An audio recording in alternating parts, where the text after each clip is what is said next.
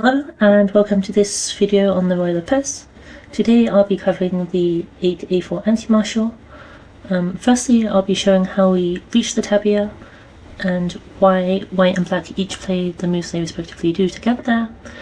Then I'll show black's various options from the tabia and their recommendations for white, and then I'll be showing a few model games. Okay, so here black plays a6, reserving in the future the possibility of playing b5. Here there's no way of winning the pawn because of taking, and then knight takes e5, runs into queen d4 with a fork on the pawn and knight. So here bishop a4, maintaining pressure on this knight on c6, and we will later in the future be able to threaten to take this pawn. Here black has a variety of moves, but we will look at knight f6. There is a threat to take the pawn on e4, and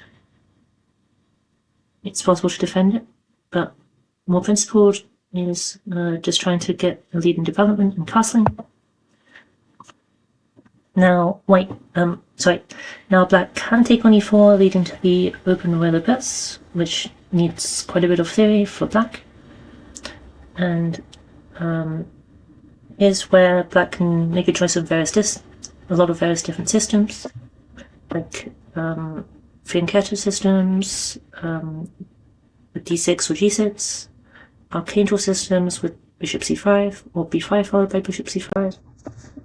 But today we'll be looking at the most common bishop e7, which has the main point of blocking the e-file. So now black does want to take on e4 and be able to follow up with d5. So starting with b5, knight the bishop back, then taking on e4. So here we defend a pawn, and we threaten to win a pawn because now there's no counterattack on the e4 pawn. d6 is possible and will be covered in a future chapter, but here the main move is b5, taking the bishop back. And now here black has a choice between d6 and castles. Castles has become more popular due to the martial gambit, which starts with castles c3 and d5. I decided to avoid this because while white wins a pawn, black gets all of the initiative, and theoretically it's often enough to make a draw. And the line starts takes, and then c6, usually defending the knight, and then black brings out the queen to the bishop to d6 and the queen to h4, and then white struggles a bit due to a lack of development, but will be okay in the end.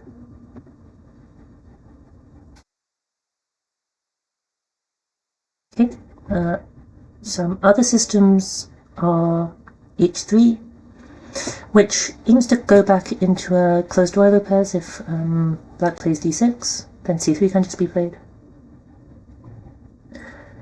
However, after h3, black can play bishop e7, and after white plays d3, black can still play in a martial style with d5, and this is still quite good for black. So instead, I rather like the move of 8a4, which has served me quite well in my online and over the board games. And we have the immediate intention to take on b5, which would win a pawn, so black has to react in some way to this. Okay, let's now have a look at these possible responses by black. The most common response is bishop b7, and here you can just play d3. You can argue that this bishop here is slightly misplaced, somewhat biting on granite, and you can usually go for this maneuver of knight e2, f1, g3, as we would see in typical classical Royal Lopez position.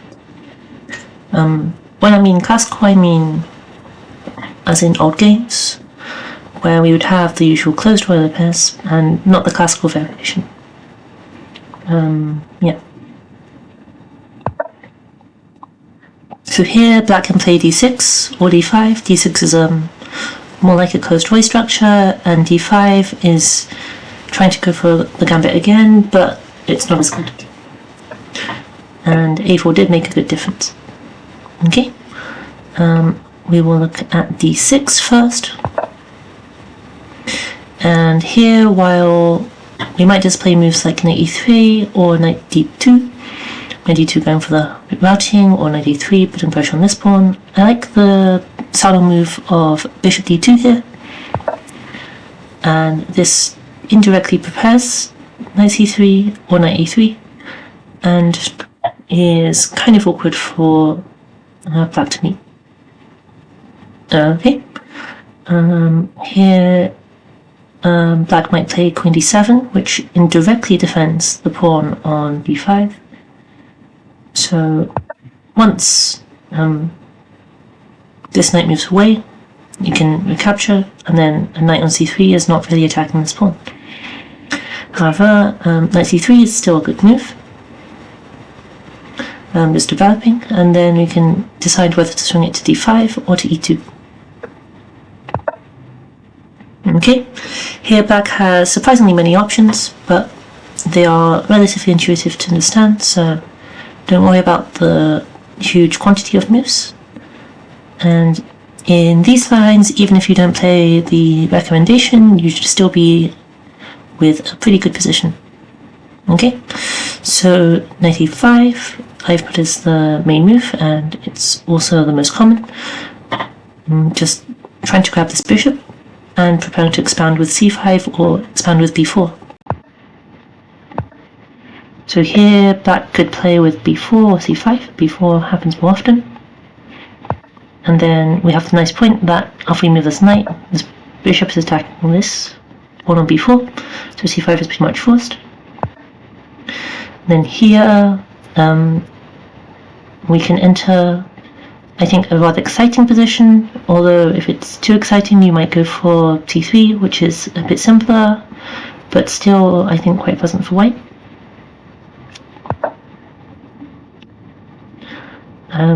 So here black usually tries to play rook a to b8, trying to get eventual counterplay down this b file, which they will do. However, we'll have good kingside play.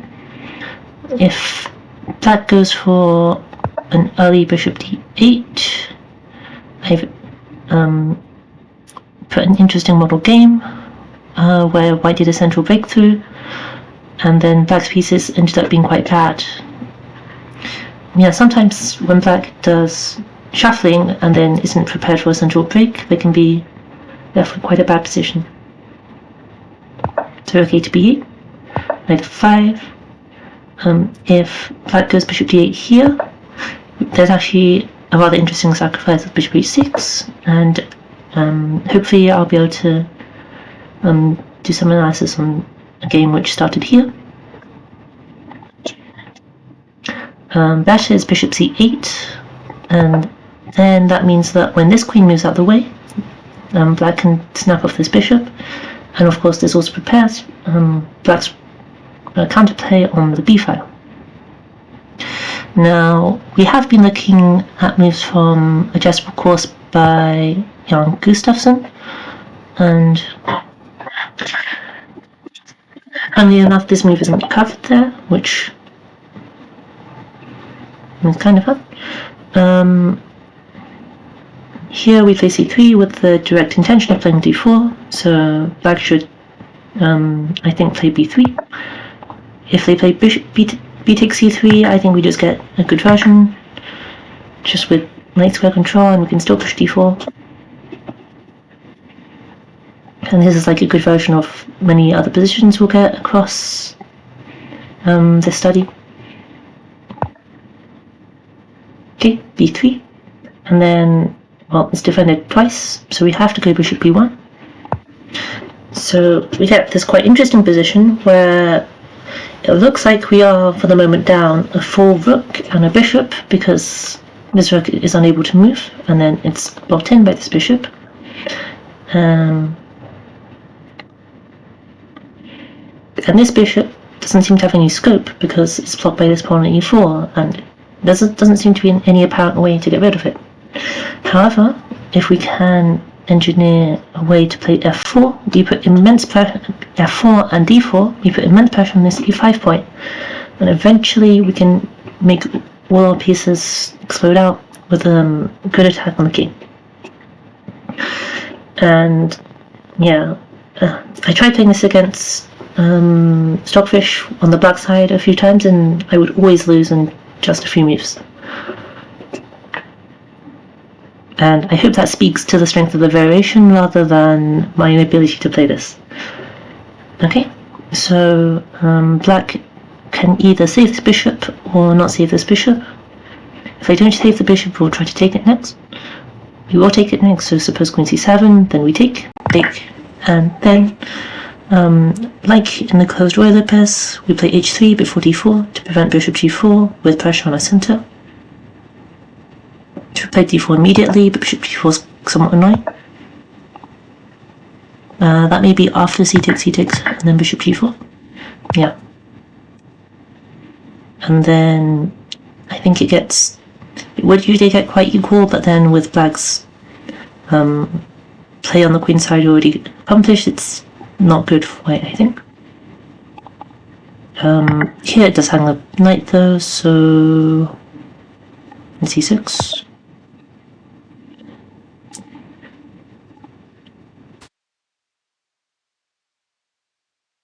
Bishop g4.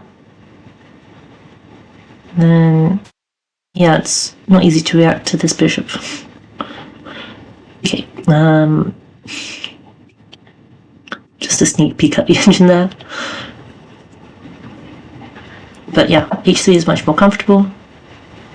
And then here we want to play d4, and then eventually maybe f4, and then we can develop relatively naturally. This position has never happened, so I will give just a sample line.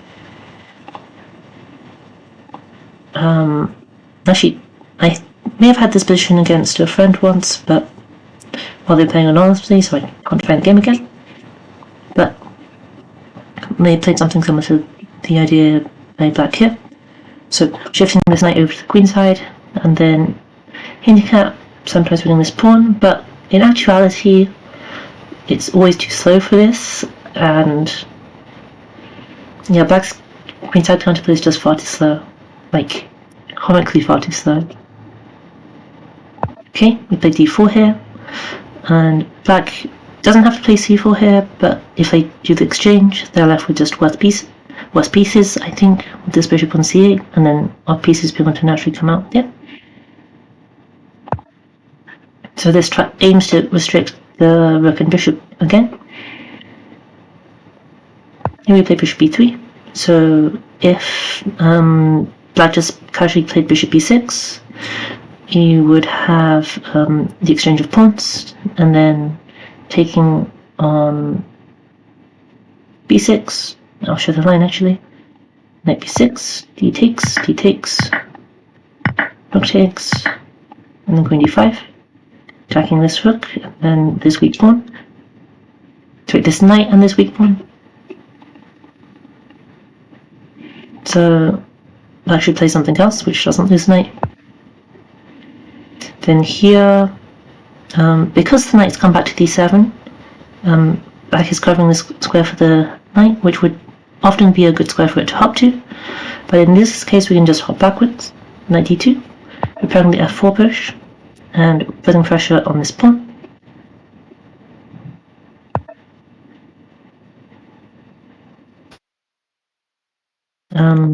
Yeah. This is in anticipation of us playing f4 and just trying to show up this point. Reminds me actually of, again, closed Roy Lopez games, where black does get squeezed on the king side. We play f4, and then it becomes hard for black to move. I think usually they're not too happy capturing either way, and we have flexibility in recapturing in both cases. Then now that black's weakened the squares on the king side, we might bring the knight f5 or h5 and then just keep pushing pawns. And we can see that black is quite cramped here, and I think just it's a rather nice position for white.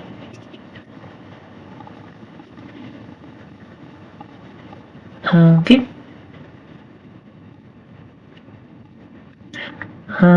Black could also play rook e8, which is similar. If h3 again, and then go for bishop e3 and d4 again. Now, more unique is then the last option we'll have a look at is bishop d8, because in this case we don't end up taking black's dark square doesn't take care of their. In this case, black saves the dark square bishop, and we don't manage to just capture it. However, because their bishop is now on the back rank, we can attack on the center playing d4. So I think that natural for black would be to just capture twice. But if we capture this many times, I think we just have a much better position because of these discoordinated pieces. Or we can quite naturally just play bishop c3, queen d2. And yeah, black's pieces just look really silly here. And we have these really nice knights in the center. If black plays knight c6, pressure on d4, we can just push. Oh, sorry, wrong chapter. We can just push, and then we can develop this bishop to d3, and then this pawn on b3 ends up being weak. The engine recommendation here is knight c4, but we can still just play in the center, and then queen e2, pressure on this knight, and then pretty much I should take on b2. If the knight had taken on b2 earlier, we'd play queen e2 and then take on e5. We play knight to c5, attack on the queen, and then we might, if it gets attacked, we might just drop it back, or then just defend it with bishop f4. And black's knight here is quite awkward, stuck on b2. And again, having opened up the position, this is quite awkward for black because they've put all the pieces on the back rank.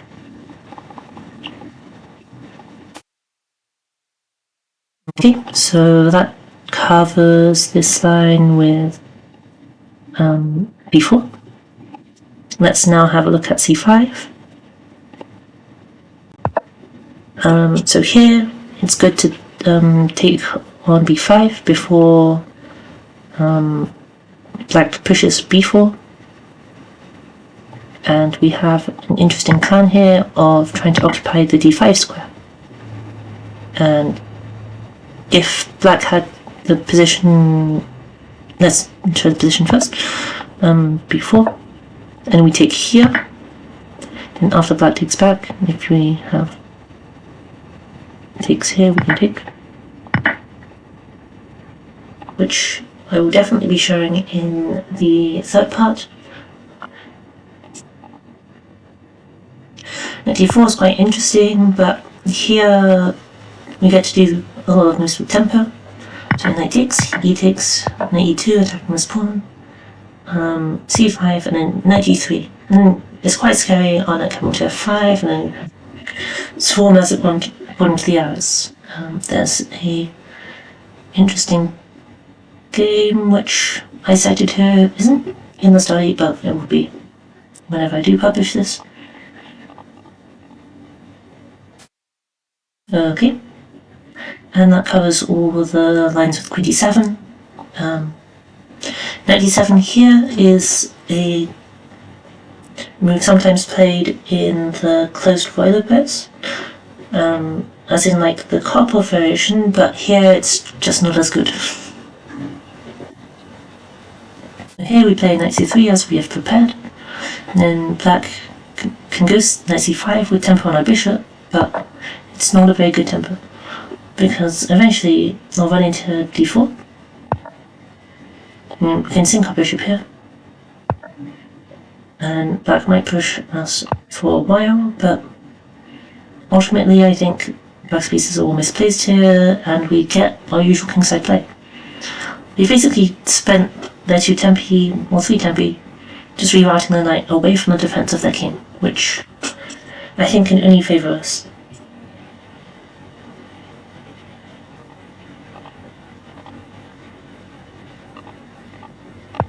There's a possible move b4 here, but in this case, because the bishop isn't eyeing the square, we can jump into d5.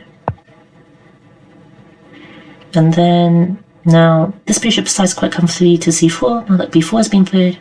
And then again, we can play this undermining move of c3, making it awkward for black on the queen side.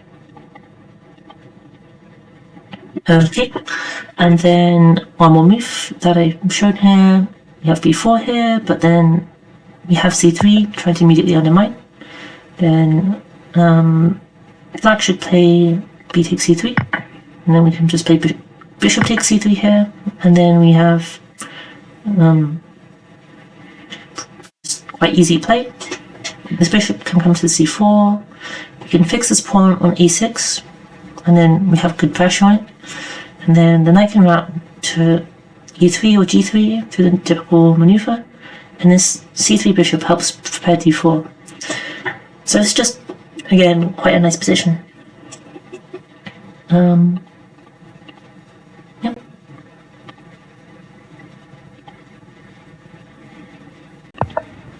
And that covers all of the moves of bishop b7.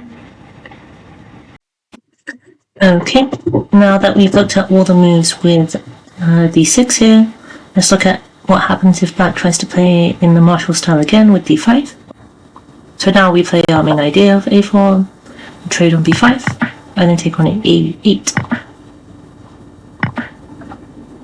And now we take on d5 and e5. So knight recapture on e5 is played often, but a much better move is knight d4. And then here I give just c3, just simply forcing black to recapture immediately, and then we can just push d4 next.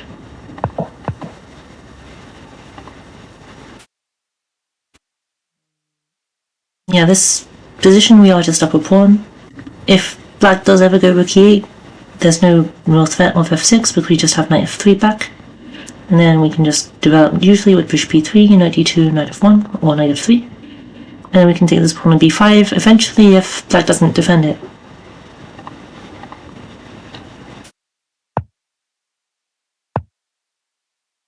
So here, eventually, so black might play b4 here, just exchanging here, but eventually here we might push for c4, and then this knight can come to d2, as this square is protected by this pawn. This would be usually more restrictive when we hadn't had this trade, because then this blocking of the knight would be stopping us from activating this rook. But now this rook has disappeared, this is just quite a good position for us.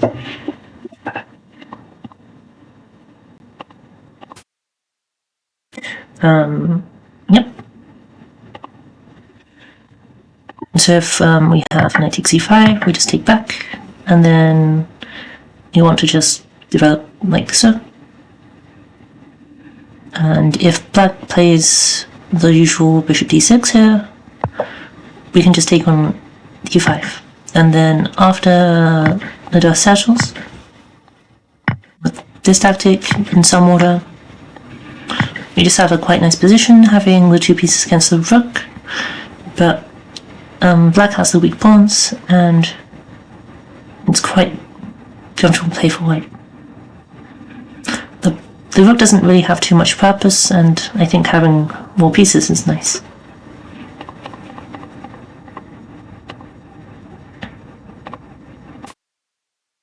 Okay. That pretty much covers the d5 gambit after bishop e7. Okay, so now let's have a look at the b4 line, which makes sense, just pushing past, avoiding recapture by no longer having the pawn on that square. Now here we might play more slowly with d3, but I quite like the more direct approach of d4 here. And then here black pretty much has to play d6 because the other two moves indicated are quite bad for black.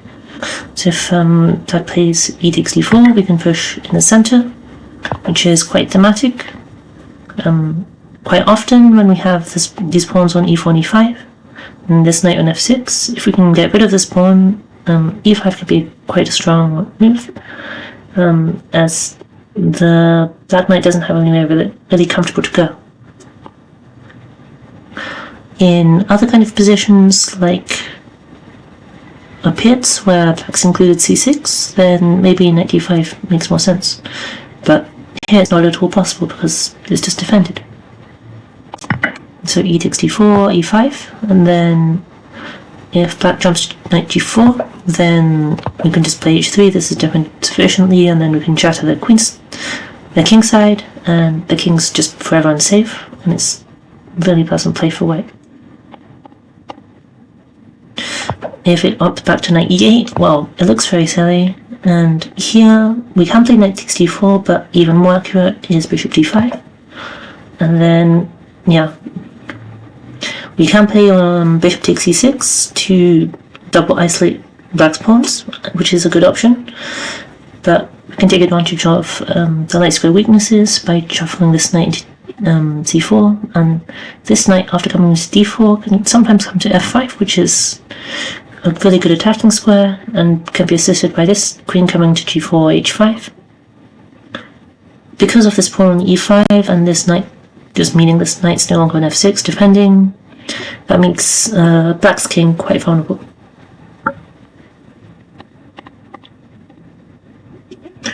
Okay, and then knight takes d4, we get to play bishop takes f7 check here. After rook takes f7, knight takes e5, and then if black tries to save the knight here with knight e6, so after taking here, they would argue to have the two pieces for the rook. However, we can take, and then here we can play e5. So if this knight moves, we have this fork, and if it doesn't, we just take.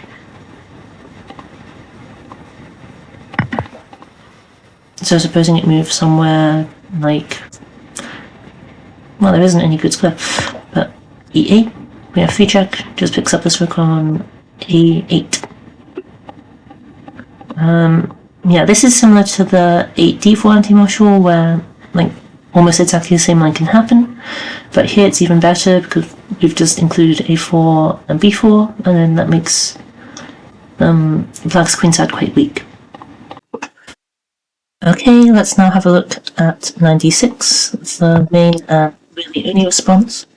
Now, black threatens to play bishop g4 here, so while h3 is possible, I think black's play is quite nice there still, so we just resolve the tension immediately with d takes e5. Then here black has two captures with the knight and the pawn, which are both good. The upside for black taking with the knight is that this knight is usually a bit misplaced, and later on we'll try to play against it sometimes with a5, and then there aren't really that many squares for it to go to.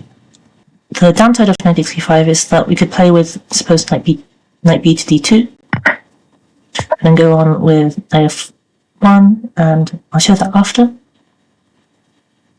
But first let's have a look at d takes e5. Now here I'd like to avoid the trade of queens, but queen takes d8 is a very valid line, and also just generally pleasant for white. Just having the queenside pawn structure advantage. Now here, a common but not so good move is bishop g4, because as we'll see in these lines, the bishop isn't well placed here. It's either forced to trade itself off for a knight, and then we gain the bishop pair without much difficulty, or it gets stranded on g6 after we push h3 and g4.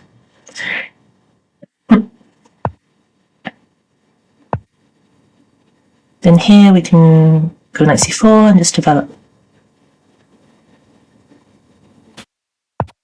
Or we can also push g4. And if they take, we can just take back. And if they try knight d4, we can just go queen g3. We can recapture with a knight, and we have pressure on this pawn on e5, which is weaker than our pawn on e4, I think. And our bishop can come out to here or here. And we have, again, I think just a nice position.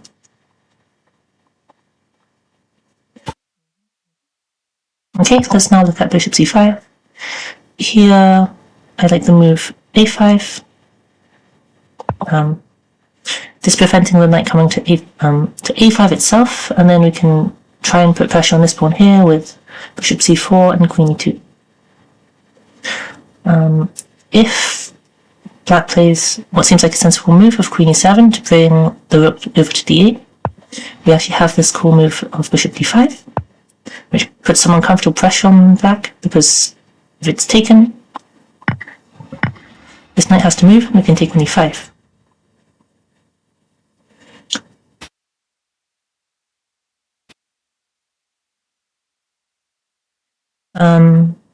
So black might start with h6 instead, which is a good waiting move, and then we would play queen e2, avoiding the trade of queens, and then preparing to play bishop c4 with pressure here. Now bishop d5 is not as good, because after the trade, knight d4 comes with tempo on our queen. Instead, that is bishop c4 here, putting this pawn under pressure, and if black plays the natural bishop g4, we can just play knight d3. If this bishop moves, we can play bishop e3, and then we have pretty natural development, so black can try to interfere with this with knight d4, take h3. Black's pretty much forced to give up the bishop pair, or have the awkward kingside again. And then after this, we can make use of this pawn on a4 and eventually break with c3 perhaps, after trading bishops, and then bring a rook to the c-file to put pressure on the queen on this weak pawn. And there's also the immediate trick of bishop takes h6 and g takes f6, queen takes f6 to react to. And then because this pin is quite annoying, it can be good to include king, g3 and king g2.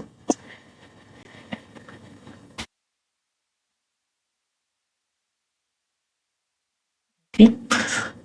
And here there are some other moves with like knight g4, although here we can just play rook f1 as f2 is attacked, and then after knight f6 I think that our rook isn't much worse on f1 than it is on e1, so we can just play in a normal fashion with bishop c4 and follow up with our normal moves of knight b3, queen e2 and h3.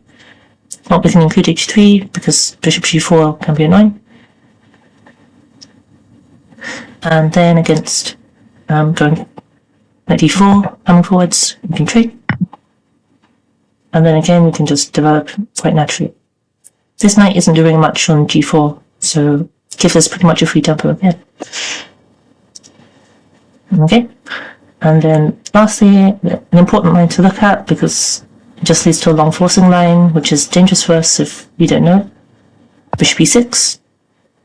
Now queen e2 is possible, but to go into, I think, a relatively nice endgame, we trade. And then now black wants to next play knight g4 with an attack on f2, followed by knight d4, just bringing all of their pieces. We play queen e2, knight g4, rook f1. Now we could have started with rook f1, but I feel like queen e2 makes more sense if black hasn't yet committed to knight g4. And then knight d4, putting pressure on this f3 knight, and so now we play queen c4 with tempo on this bishop and attacking this pawn. So if black plays bishop a7, we just play c3, dislodging this knight, and then we get a good version as compared to the main line with queen e6. Here we want to force black's hand immediately, because if we make a random move, they can be continue building up with rook a8 or other such moves. So we force black's hand. Here, best for black is to take, knight takes, rook takes, and then there's a queen check here, queen f1, taking advantage of the pin, queen takes e2. Here we want to play bishop e3, so black should take the opportunity before that happens to take on f2. Then we have to take back with the queen. Here, before we defend it, black takes on e4, and then here we've finally managed to develop. Queen d3 threatens e4 here, so we step out of this pin, go to queen e1, and then after rook e to d8 and rook c1, we play, I think, an okay in-game, just because of how many weak pawns black has.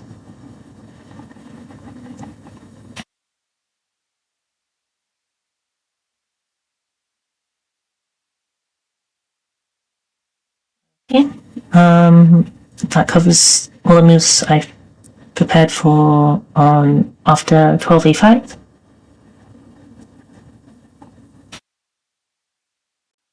Let's now have a look at d takes e5 and knight takes e5. Now here, knight takes, d takes, and queen takes d8 is possible, as well as knight b to d2 here. But an interesting way I found is 11 knight b to d2, because here we maintain this central advantage of the e4 pawn against the d6 pawn. Black has some various options. I think quite common is for black to just try to finish capture the bishop with bishop e7, but here again this bishop is quite awkward, just staring at this pawn, so we can just trade knights. The queen trade has been avoided, and we can go queen f3, and can just develop quite naturally, like with knight c4 and h3, or we can bring the knight to f1 g3, and then we can do again this usual break of c3, trying to take advantage of this pawn on c7 after we bring a rook here. And then this bishop here is kind of a tall pawn.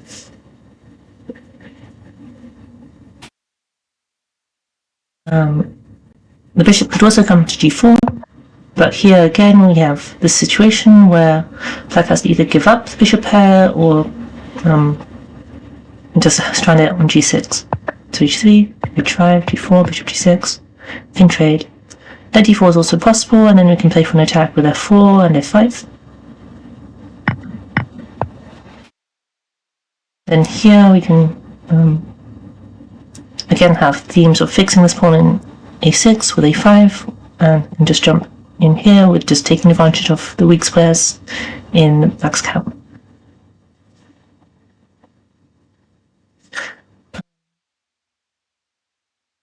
There are some better moves here for black, like knight fd7 and e5. So knight fd7 has this nice point of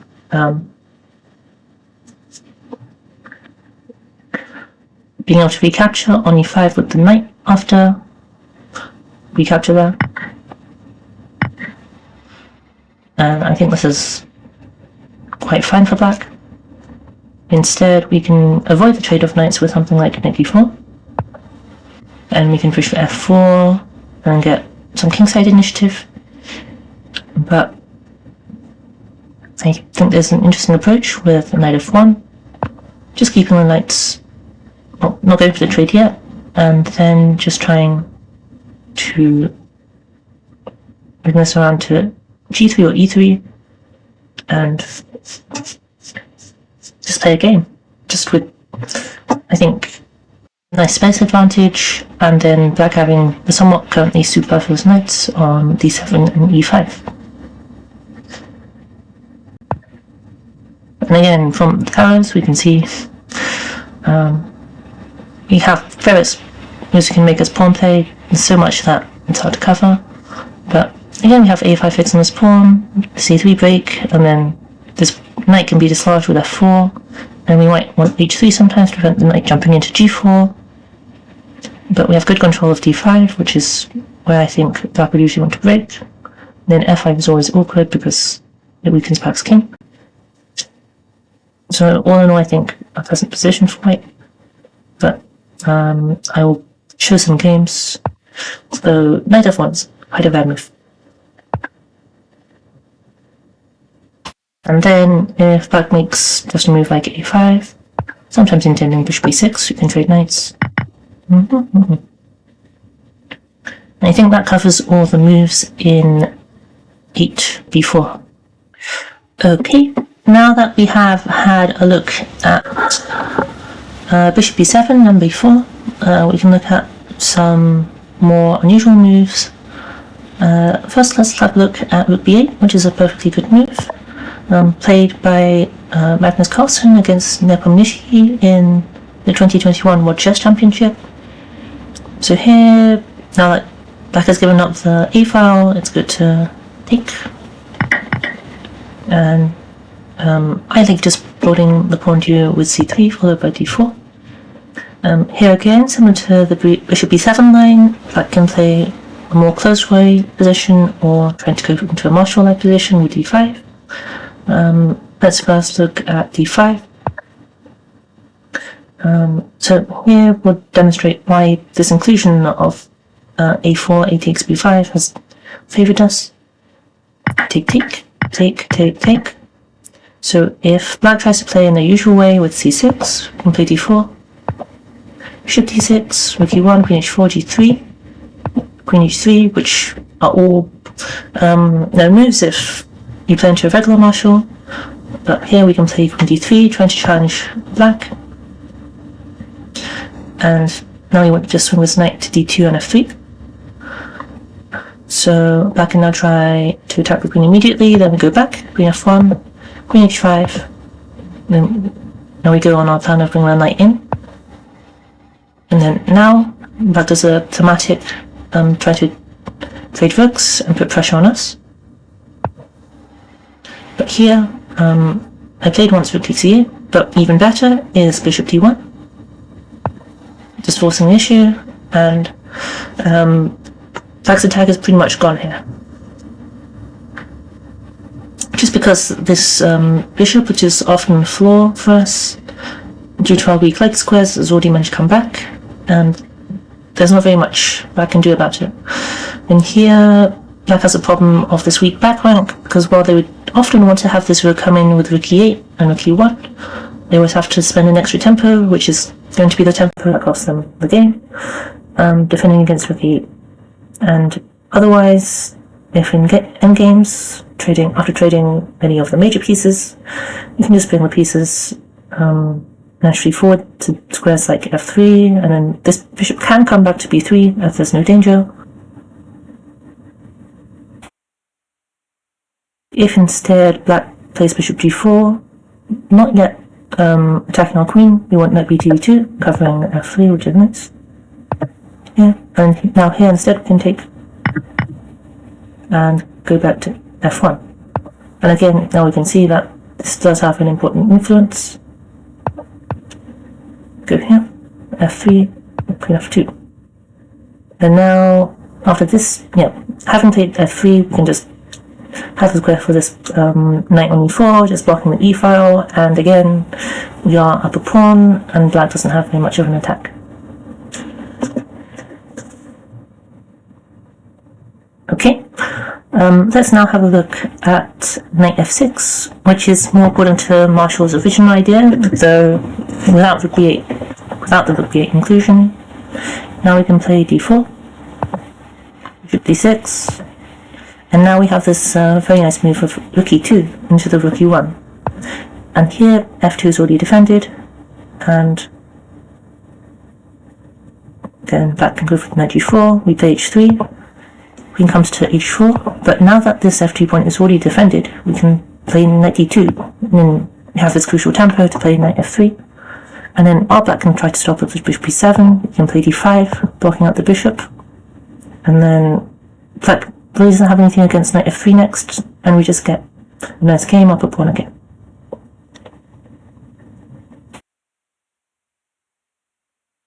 Firstly, we can see it's possible for black to play bishop b7, which looks aggressive, but again we have d4, and then if black plays bishop d6, we can again take on d5, similar to the bishop b7 line, and after all of the tactics, takes.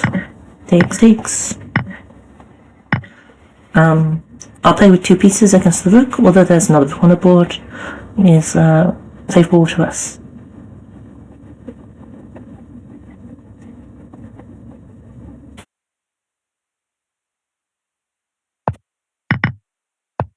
Okay, let's now have a look at the more close-like approach of d6. Now it's nice to immediately push d4. Black doesn't get any counterplay with bishop b4 because this immediately loses a piece with d5, and this knight is actually trapped, which is a very nice threat, which isn't exactly obvious, but yeah. So black is pretty much forced to take on d4, and there's 2 possible reactions here with bishop g4, and now that we can't push now that d5 can be met with just knight e5 and d5, which is a common reaction in open games, to take on d4 and then push d5. Now against bishop g4 we can just develop, and then if black tries to take on f3, we can just recapture with the pawn. Instead of taking the queen, we just lose this pawn on d4. Then here we can just develop quite simply this pawn weakness can't be taken advantage of, and we can end up attacking back instead with moves like king h1, rook g1, and just develop them.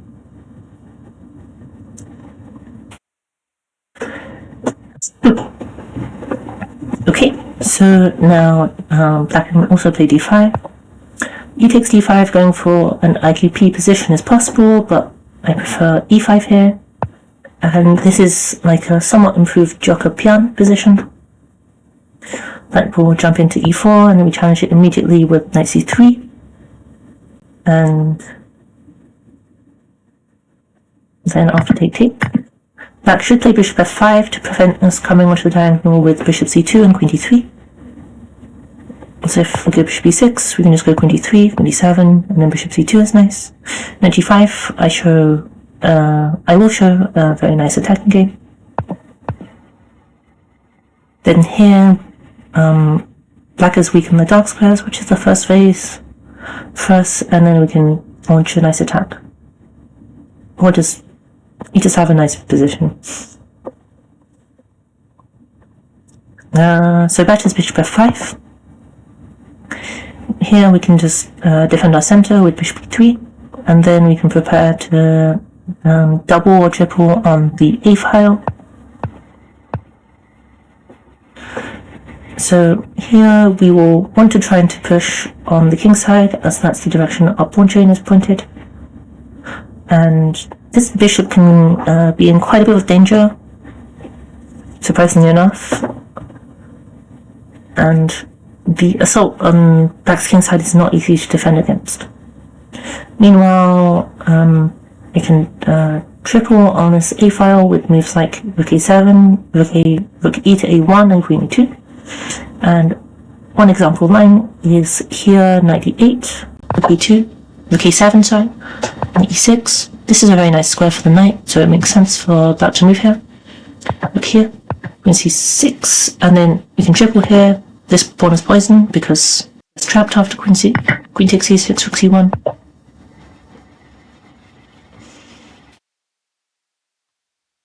And now we're putting pressure on this pawn, and the position becomes very difficult for black.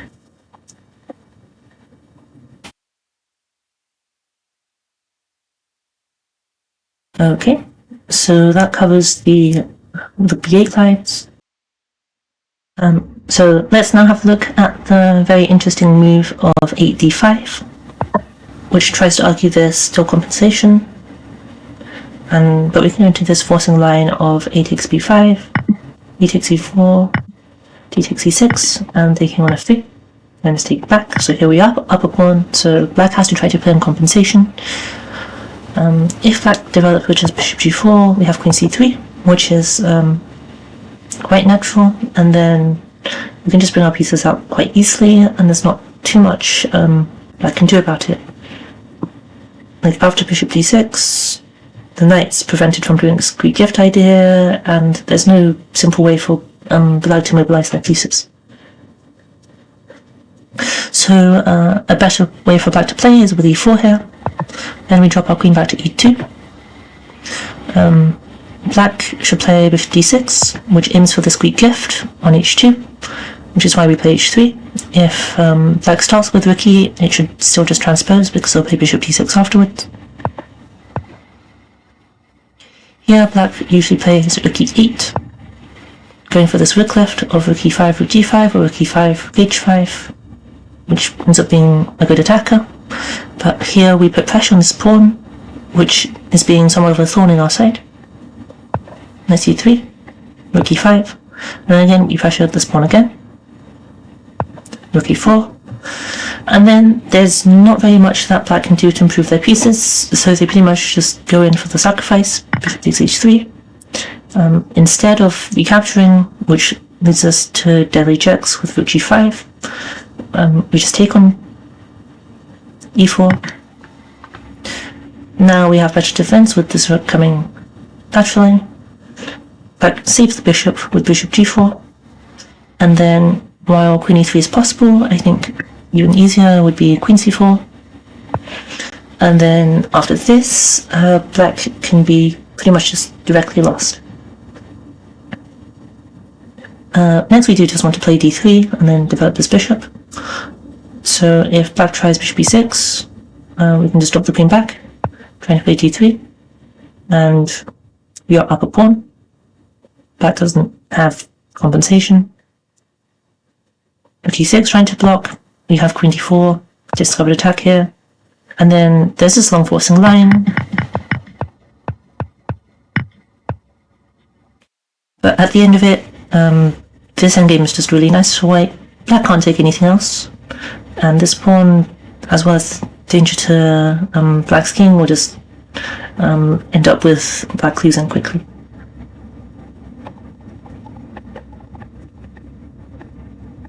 Okay. Black might try king h8.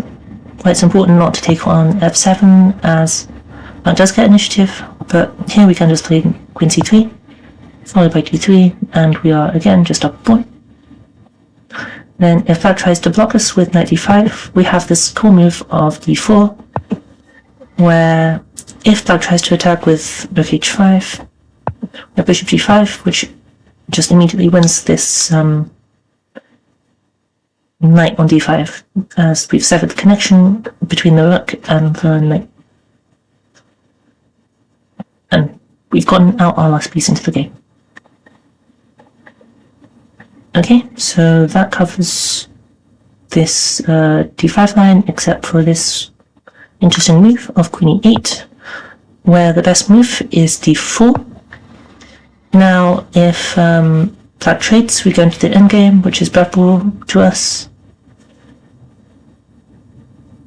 because we're up a pawn, and if black recaptures the pawn, then we just have a better position, as there's no more compensation to be had for black.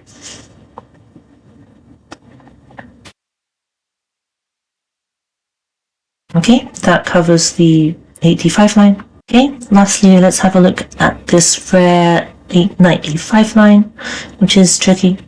Trying to grab the bishop pair, which we will allow, because black hasn't stopped our main point of taking on b5. It takes, and then, of course, taking back loses the rook, so black can play better moves with developing with bishop b7. Here we take, staying up a pawn. Attack the bishop. This will happen with tempo. Taking on e5 again with tempo here. Then black can sneak back with bishop takes a6. And while the pawn is doubled, we are still up a pawn here. And then one interesting line here, which just wins mature for us, is this move of knight takes d7, with this discovered attack on e7 and on taking this rook. Then eventually, if we're given the time, we just win a pawn and then prevent this battery from being anything with playing f3. It's also possible for black to play d5 in the center, but here we can take on e5. And somewhat similar to the line after d5 and then later queen e8, play d4. En passant loses immediately to knight c6 with a fork, and otherwise black's position is just bad. Against d6 it's good to just play d4, and this is just somewhat of a disaster for black.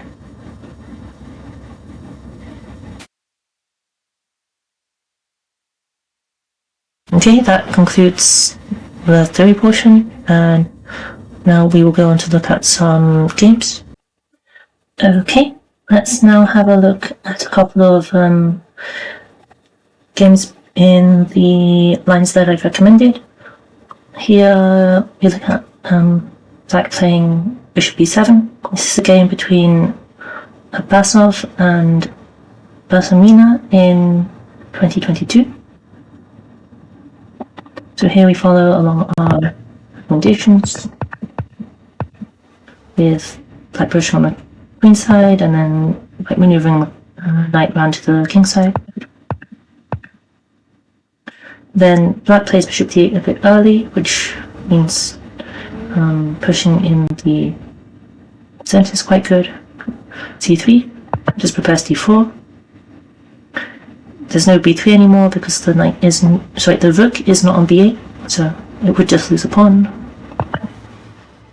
Black brings the knight back, trying to control the d4 square, but this pawn break can't be stopped forever. h3, just a useful move to control the squares in front here. Takes, bishop's coming back, and you can see that all of black's pieces are quite passive here. Aiming somewhat to control this d5 square by removing this knight. And there is the option to take, but also good is having argued that this is a weakness, just to drop back.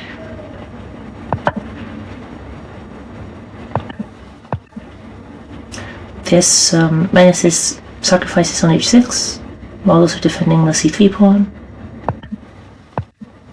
And now this again prepares our central break of d4.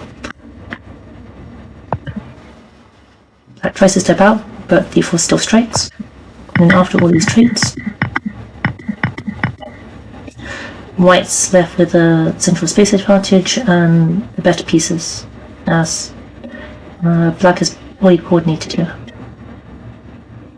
These are really nice rooks, and these are not doing very much. So here, after bishop moves to b4, we have access to c7 on the 7th rank. And here, trading, and then trading again, forces black into this really passive position. There's no way out of this. Just reach the pin along the 7th rank. So this knight is very just generally helpful, whereas this rook is never doing anything, and in conjunction with this rook here, black is nearly paralyzed. So it pushes the pawns.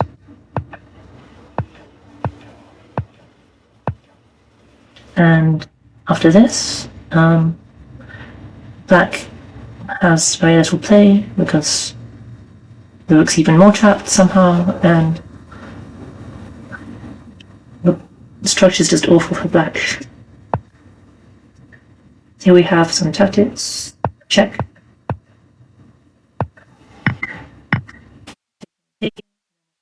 Just because there's nothing that black can do. Here, essentially, black is down a full rook, as there's no way to ever extricate this rook from here. So white can just clean up all these pawns and push, make another queen and win. Okay, Let's now have a look at a game between Pidgeot and Nimic played in 2011 in the bishop b7 line. So we follow the theoretical moves that we know. Again with this nice bishop d2 move. Here black plays bishop d8 to defend this knight, which is unusual, while usually and b4 just makes more sense. And is played on the next move anyway. And white hops into f5 with the knight, putting some pressure on the black king. Black plays rook b8 for the usual attempt at queenside counterplay, but here tempo has been spent on bishop d8, which is quite slow, and white here already has a very cool sacrifice. Pause the video if you would like to try and find this at home. Okay, so the very cool move is bishop h6, threatening to take on g7 immediately. First, let's look at what would have happened if black hadn't accepted the sacrifice and tried to defend on e8. Then white could have sacrificed knight here, then taken on g7, followed by queen g4, with mate almost unstoppable because f6 is not possible due to this pin. So black is forced to sacrifice the queen. Now, while black does have 3 pieces, they are not well coordinated, and white can continue to just attack on the king side.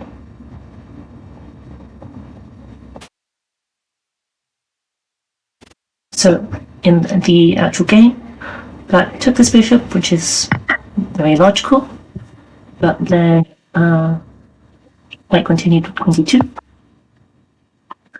Then there's a very simple intention of taking on h6 and then checkmating black on g7. If black tried to block the line of this bishop with something like b3, still queen takes h6 comes, threatening with mate. So black is forced to defend, and there's only one way with knight e8.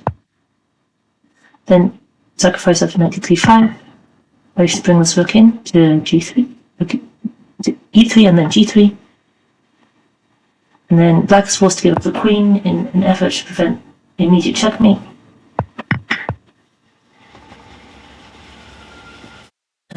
White threatens checkmate again with knight d7, and here we can bring my rook up, and then black has to play queen e6 again after rook g3 and queen g6. There's no need to actually take rook's queen, because we can wait until pin is broken, which is not possible because the rook on f8 hangs, and white can just recapture on b3. So while white is pieced down, the attack just rages on, and the queen can at any moment just be recaptured. So in the actual game, black played knight e8, white took on h6. Black played c4 with a similar idea of blocking this bishop out, but then white just played rook e3, and then we have the threat of moving this knight, and then rook g3 again, and there's not much black can do. Black played here knight c6, which is a terrible move, as now this pawn no longer serves its purpose of blocking out this bishop and can be just captured. And here, okay, let's have a look at another game in the bishop b7 line. This time a blindfold game played between Magnus Carlsen and Nikolai Vesterberg Peterson in 2006. So we have our usual theoretical moves here, with a slightly more unusual knight d4, and here is the trade, and then the attack on the d4 pawn.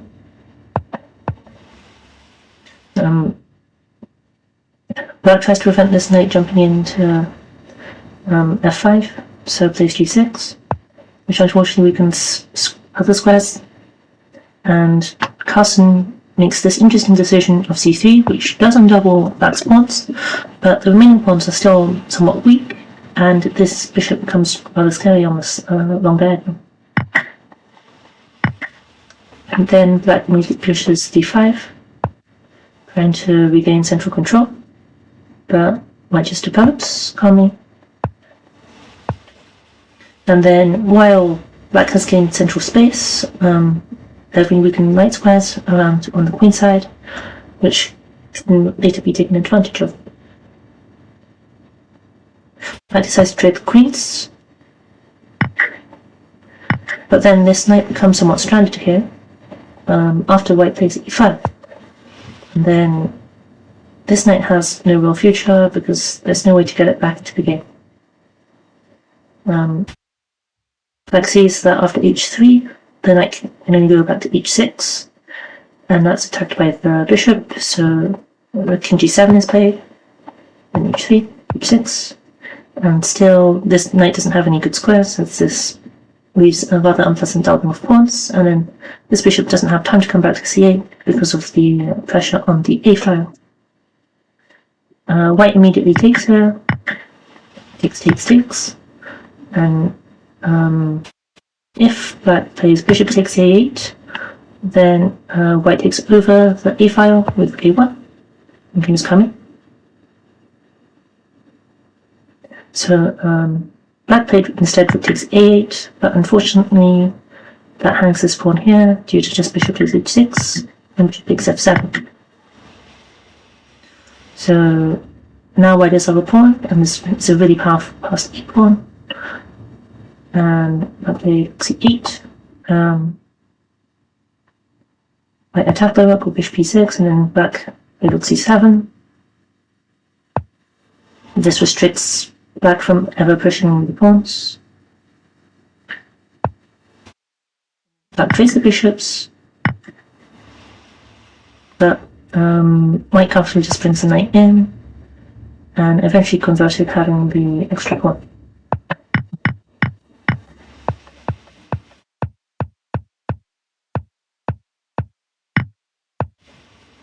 Not scared of this tactic because there were no effective discovered checks.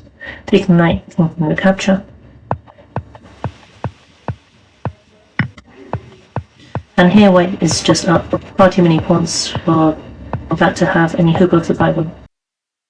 Okay, here we will look at a game between Ray Robson and Joseph Joe Bailey, where white quite cleanly converted a pawn advantage from a marshal-like position. So here black played bishop e7, 3 moves, and then here d5. And this is like marshal, but is an improved version for white because of the trade of rooks.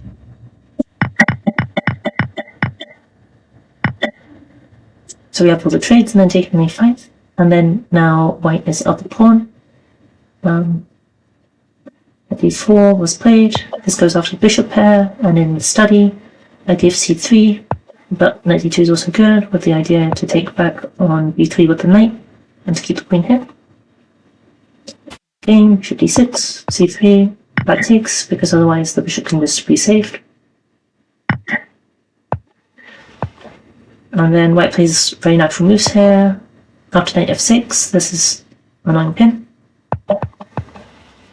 And then black tries to simplify down into the endgame, but white remains a pawn up. Black cannot take here because of rook takes c5. Then f4 with tempo saves white from the back rank threat, and white could have won a full piece. So knight g4 is played instead, and then knight d4 is played, attacking this pawn, so this is not winning the pawn. b4, c6 b4, c5, knight b5, attacking this, so even though white's pawns are doubled, there's still pressure on this pawn, which is now rather weak. c6, and then just takes. There's no real good defense to this, because after rook c8, black is incredibly passive, and the e7 squares both play this. And then, even if the pawn moves, the knight can still jump into c7, with at least winning the bishop for the knight. So black just gives up the pawn, but now there's a simple plan of his pushing this pawn to promotion, c8, and then now white goes into the winning endgame by trading the rooks, which we can see by just how close this is to promotion and support of these two pieces. f8, b5, bishop b7, knight to a6, c5 next to harass this bishop, knight e3, stopping knight c5 for the moment, but b4, now using that extra pawn to support knight c5, bishop b5, b6, bishop b7 back. There's not much I can do now. Not even b5, just pushing my pawns up. King c5 has no rush to it. King e8, king c7, king b7, and then now just check. King c8, king c6, bishop a8. Black's forced to do nothing, and then check. There's no defense to both of these pawns at the same time.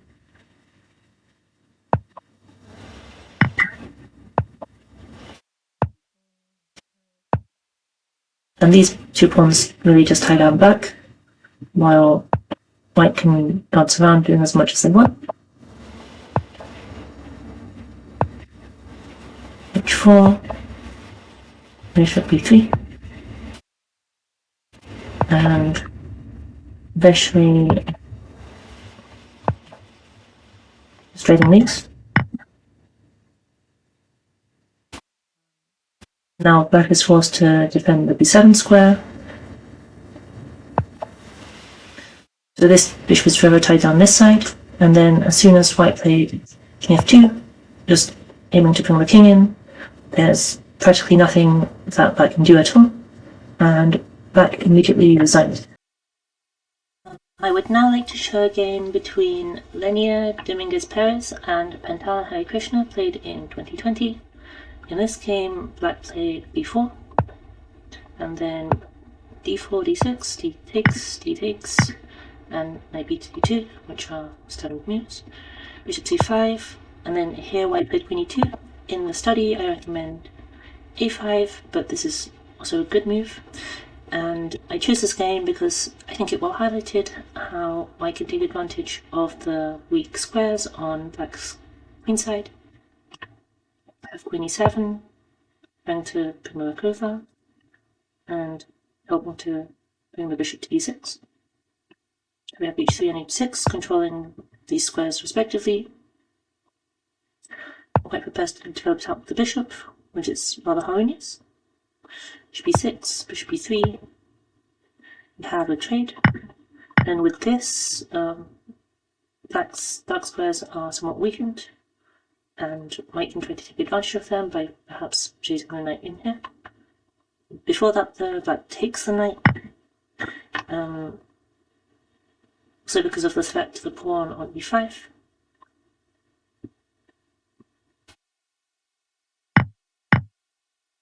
That goes after the bishop, and then instead of retreating, we have queen e2, just maintaining control over the light squares and preparing to bring the queen in.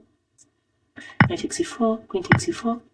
Then, with such a symmetrical structure on the king side, white has the advantage on the queen side, and there's nothing to counterbalance that. Here we can see that black has many weak squares, and we'll soon see why that's such a bad thing. So we have a5 here, preventing white from playing a5 themselves, but lending support to the b4 pawn, but weakening b5. We have simply rook to d1, rook to d8, the trade. And now, unfortunately, having just traded off the pair of rooks, there's no way for black to maintain defense over both e5 and e5 pawns. So we're just going b5, forking these two pawns. Black has to lose a pawn. Here black played c5, intercepting the queen's side, but bring up this pawn, b3, trying to damage the pawn structure on the queen side for white, but white just dropped back with queen c3. c takes b3 is recommended by the entrant, but this also works perfectly well. b takes e2, queen takes e2, and rook b8, trying to put pressure down here, but white's extra pawn is already very scary, being an outside passed pawn, so white played a5. Queen b7 threatens the b2 pawn, but here c5 is now undefended, and white can win yet another pawn.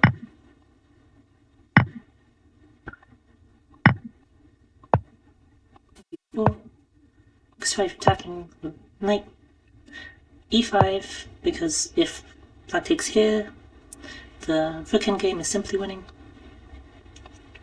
So we have knight d7, rook e4, more actively defending the knight as opposed to just rook c1, knight b8, and f4, and eventually just being 2 extra pawns, white converted this endgame rather easily.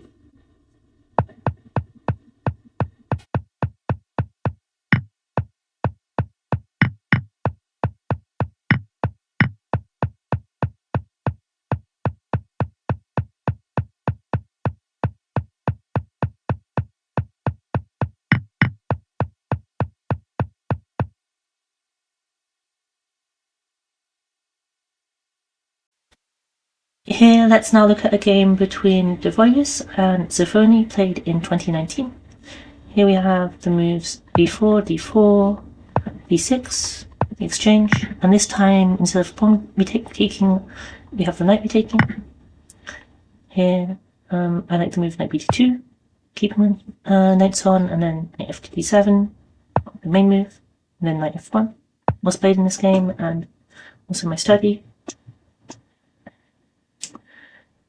So here, the white knight can maneuver into the center,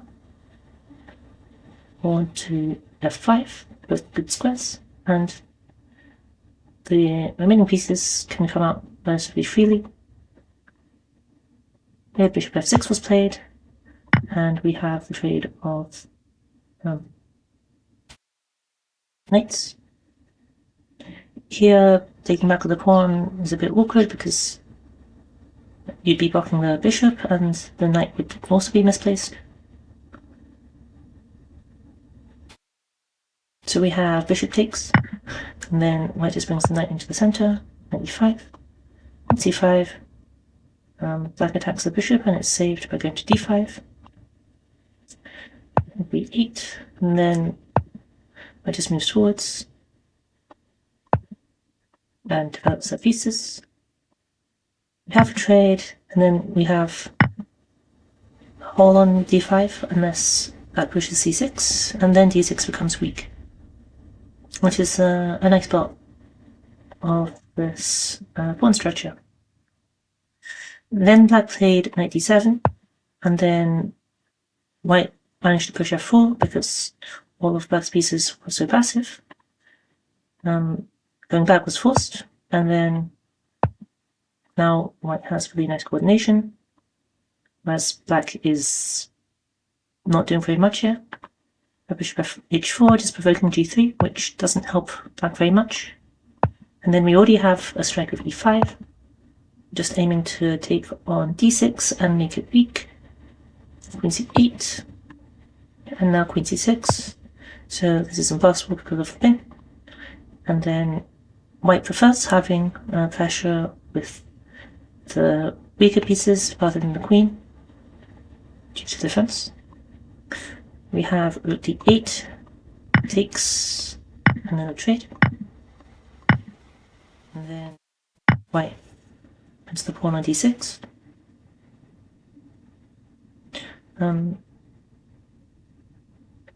Black can't grab here just because of knight b7 distracting the rook and then taking here.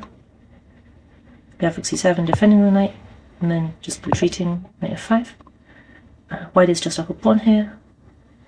We have d8 and d4, knight f6, just trading down.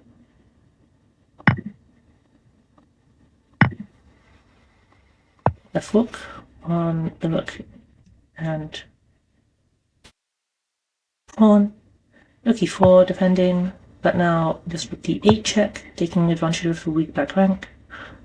So knight e8 had to be played, because clearly the endgame is losing if the rooks are traded. But now just bishop takes b4, taking advantage of the overbooked rook.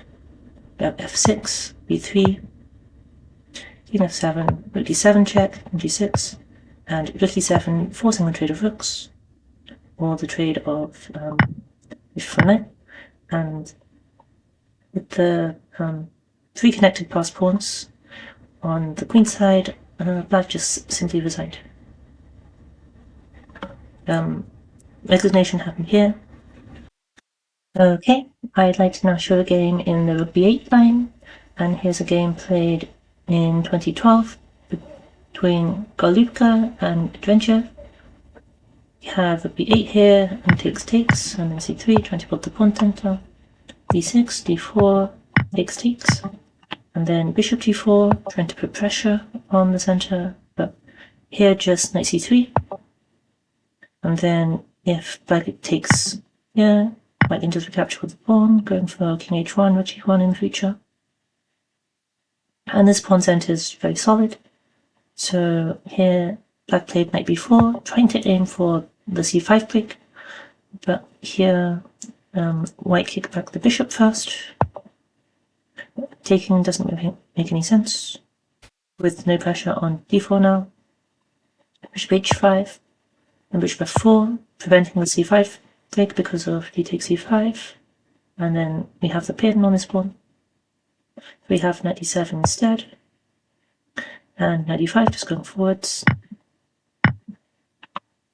and this bishop becomes rather annoying. Black tried rook b6, adding defense to this point, but then rook a8, and black huddles on the back rank. Knight g4, bishop g6, and then an interesting move here of h4, just sacrificing this pawn to make white's pieces more active. We had the trade. Black gives up the bishop pair, but wins the pawn in the process. Now bishop g3, queen e7, and then here with the alignment, white was very happy to push e5.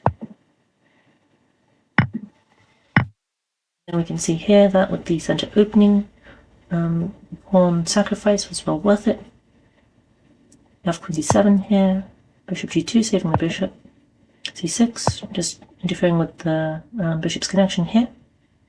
But now a powerful break of d5. If takes, the position opens up even more, and black is in trouble. So here we have f6, the rook drops back, d takes d5, and white doesn't even recapture immediately, and just plays queen d4, centralizing the queen. We have queen d8, and then rook c1, and then black resigned here because white's dominance, the position is overwhelming, even for the cost of 2 pawns. Okay, here I'd like to show a game in the rook b8 Marshall-like line. So here rook b8, takes, and then c3, and then the Marshall-like move d5. B takes, knight takes, knight takes, knight takes, rook takes, c6, d4, all standard moves. Queen h4, g3, queen h3, and here queen d3. Bring the queen back. Bishop f5, attacking the queen. The queen drops back naturally. Challenge this. Queen trade always helps white. Queen h5, knight d2. Let's bring the knight over to the defense. Rook b to e8, and here white trading the rooks. Although better is bishop d1, because there's no need to see the file as of yet. Still, rook takes, and then f3, giving the knight square a square on e4 in the future. Black went in for this sacrifice of knight f4, take, which attacks h2, so just queen f2. There was bishop takes h2 check here, queen takes h2, rook e1 check, knight f1, and here black would be winning if they could play rook f1 check, king takes f1, and queen takes h2, except for the fact that this hands the background check in 1 or 3 as it were. So here Black instead gave a check on g6, but after queen g2 immediately resigned as they were down a piece, 2 pieces in fact. Okay, for everybody still watching, thank you very much. This is an extremely long video and I appreciate you for watching this far. It's taken me a lot longer to record and edit than I expected, and I probably won't be uploading another video for quite a while. But when I do, I'll be showing this interesting transpositional trick of after 76, still weak a4, which aims to go into back into the anti-martial after the moves bishop b7, rook b8, or b4. However, black has a couple of independent options in bishop d7 and bishop g4, and we will be covering this. If you have any questions, please do put them down in the comments below. I appreciate all your comments and read all of them. And once again, thank you for watching. Goodbye.